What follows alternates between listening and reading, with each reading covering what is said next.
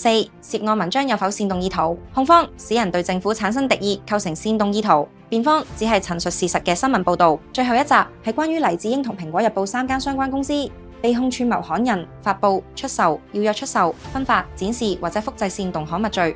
辯方一度爭拗文章數量佔比少，唔足以作出任何推論。但係控方強調文章嘅意圖先至係重點。4. 涉案文章有冇煽動意圖？控方指蘋果日報有161篇文章被指涉煽動，並強調無需證明被告有煽動意圖，只需證明文章具煽動意圖，被告喺知悉下仍然意圖發布，即屬違法。控方強調涉案煽動內容大多由黎智英本人撰寫同發出，涉案文章作出毫無根據嘅攻擊，並非理性批評，更冇提供任何建議或者解決方案，實可反映佢有煽動意圖，只係法律上無需證明。不過法官李運騰問到，若文章提出撤回逃犯條例，係咪屬於提出解決方案呢？控方回應指，取決於言論目的。如言論目的係誹謗政府，使人們對政府產生敵意，就構成煽動意圖。辯方則認為，控方需證明被告有煽動意圖，強調控方所指嘅161篇文章，只係佔案發期間報導嘅0.39%內容，平均每5日唔到1篇，數量上唔足以推論有串謀。又話，除非文章嚴重削弱政府威信，否則難以達到煽動嘅門檻。辯方強調，相關文章只係陳述事實，係新聞報導。蘋果日報係傳統紙媒，有責任監督當權者。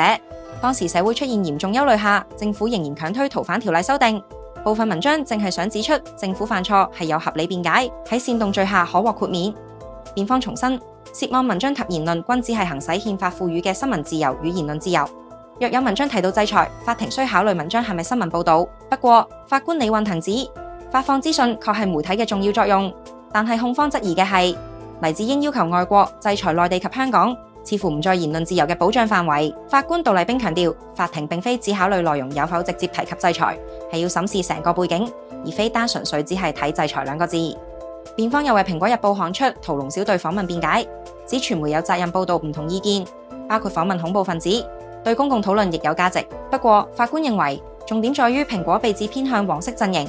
辯方回應話，因此更需要媒體提供資訊，促進討論，強調支持言論自由、人權唔係錯，唔愛國亦都唔係犯罪。但係法官杜麗冰指，唔愛政府並非犯罪，但係控方係指當有行為違反國家利益，採取邪惡手段時就屬錯誤。此外，控方指黎智英全權控制蘋果運作，公司被告冇爭議黎智英正係指示人。從犯證人之一，集團行政總裁兼蘋果社長張劍虹作供時認同，黎智英係一名唔能夠話不嘅老闆。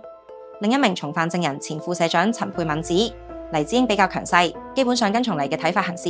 黎智英則話佢會嚴格遵守編採獨立，但亦都承認曾經向編輯部下達3次指示，包括報道2019年3月前政務司司長陳方安新同美國時任副總統彭斯見面，指示將新聞做到最大效果，最終成為頭版報道。同年7月衝擊立法會事件，黎向陳佩敏發信，稱聽日係咪集中做年輕人嘅心聲，盡量大做特做，令年輕人獲得同情。同埋2020年5月。黎不理公司高層反對指示蘋果發起一人一信行動，鼓動市民參照蘋果提供嘅反國安法信件範本，寫信與時任美國總統特朗普，要求特朗普政府出手反對國安法。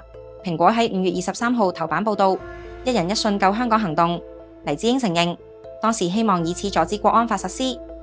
經過先後4集嘅解說，相信大家對黎智英被控涉勾結外國勢力一案有更多了解。至於最終嘅裁決，我哋只能拭目以待。